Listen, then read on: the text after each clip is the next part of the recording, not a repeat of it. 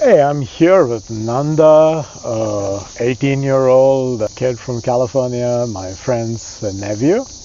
So when I came across him, I realized that he's got a lot of unique perspectives and he really stood out in many ways. And I also came to know that he's very active in TikTok and got that about 40,000 followers, posts regularly. And so I thought I'll do an interview with him, me being a Gen X person and him Gen Z. Is that how you call it? Yeah. So, hey Nanda, Hey, how are you? I'm doing good. How are you? All right. Tell us about yourself, man. Sure, yeah. So I'm 18 years old. I'm currently taking a gap year. I'm class of 2024. My interests are artificial intelligence and like healthcare. And then I'm also very interested in finance as well. And aside from that, like he touched briefly on like TikTok.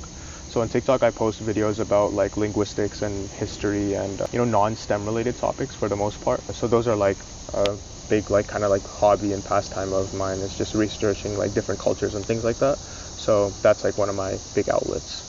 Awesome. So we're going to be talking about a lot of stuff. It's not very scripted, but I'm actually fascinated by what you're doing, and I took a look at your TikTok. I didn't even know such a thing existed. So this is welcome to Atlanta area. This river is the Chattahoochee River, and we are very fortunate to live around here. So how did you? So TikTok is that your primary social forum? Yeah, it definitely is my primary social forum. I think I got started on TikTok because like there's not that much pressure around posting, right?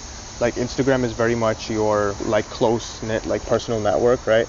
And when you're on TikTok, it kind of alleviates that pressure because you just find a niche and find an audience which is interested in the stuff that you're interested in, as opposed to people you know in your personal life. Now I'm kind of also transitioning over to Instagram, but that's definitely a newer thing. But what got you interested in the first place? I think initially I didn't start out making videos about the topics that I was like super interested in. I didn't niche down immediately, but I saw a lot of people making just content that was like Desi content or like Indian content or like Tamil content.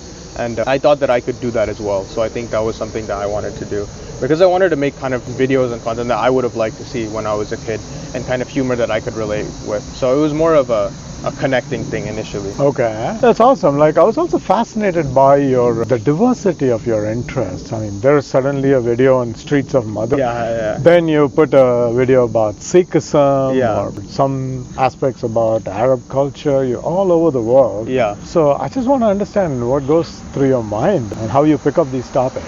Yeah, I think when it comes for like ideation and stuff like that, I think the biggest aspect in that is just talking to people from like very different paradigms and different cultures and stuff like that. And I think that's always really interested me.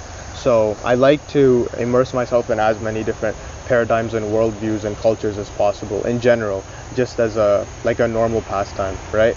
So like one thing I'll do is I'll watch content in a lot of different languages, which allows me to access information which wouldn't be readily available to me. Because I think we think that everything is available and accessible in the English language, but other languages have a lot to offer, and that the mediums of kind of content, whether it's podcasts or books and all of these things, if you can kind of translate that to some degree and immerse yourself in that, you'll learn a lot more than you would otherwise. And I like bringing that to an English-speaking audience as well. Wow. So you look for content. Do you deliberately look for content outside English?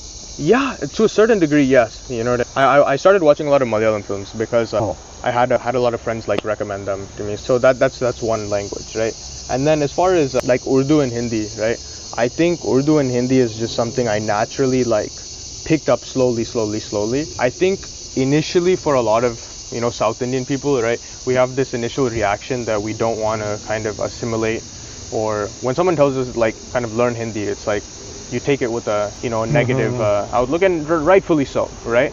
But me, as someone who grew up in the West, I had no real connection to like Hindi imposition in the South or anything like this, and I had a lot of North Indian friends, and I wanted to understand Indian culture. I think initially I felt pretty far removed from Indian culture as a whole, and what was accessible to me was North Indian culture through my friends, and then also Punjabi culture, right? So then I was like, okay, how do I interact with this as much as possible? So that was my outlook, and because of that, I think I was able to get accustomed to Hindi media and understand Hindi to some level. Right? Mostly movies and songs, maybe? Not just movies and songs, definitely are like the primary forms of media, right?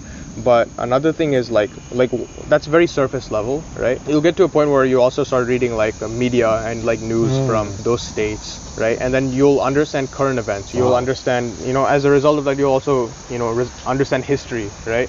So like if we wanted to talk about like Rajasthan or like Punjab or Bihar or like any of these places, right, I would be able to, talk about it, to a certain extent, right? So I think initially it started with North India, and then I just realized like how diverse India is as a country, right? And I think how underrepresented a lot of parts of India are like really attracted me, and it really spoke to me, right? So from there, I kind of made a stark transition, and I started reading and looking into a lot more, Tamil-centered and South Indian-centered media, because I wanted to see that paradigm and that history, right? And I really wanted to kind of get back in touch with that. So that was a period in of itself. And then that and Andhra, let me learn about Kerala. Kerala fascinated me a lot, because I think in a lot of ways it's historically very different from the rest of India, and I would probably touch on that later. And then Northeast fascinated me a lot as well, and then also Kashmir, and I think, by extension, right, I learned a lot more about Bangladesh as well, right, and then Pakistan as well, right. So I think that was the initial kind of seed. I think that's where it started. I mean, it's fascinating for a kid born in California and living all life. Yeah. To be so aware of the regions of India, the culture aspects, and awareness is one thing, but also interest. Yeah. So is it something that you acquired by yourself, or? I think one of the driving factors of it for a very long time is that just like the way I dressed, one thing, right? The way I dressed, and then I had dreads for a long time, right? And like my interests were like super duper far removed from anything like Desi or anything Indian or anything, right? Like I stopped going to potty class, right? It's not like I had any kind of Indian extracurricular activities, and I wasn't really like that connected in terms of like my family is not like a family which like goes to Koyal every weekend. So I had really no connection to Indian culture when I kind of started this, right? And when was this? Maybe when I was like 12, 13, right? 13, okay. So not when I started this kind of channel, right? But I had this desire, right? Like, okay, I do want to kind of get in touch with these things, right? And I had some North Indian friends, and that was my reference point, right?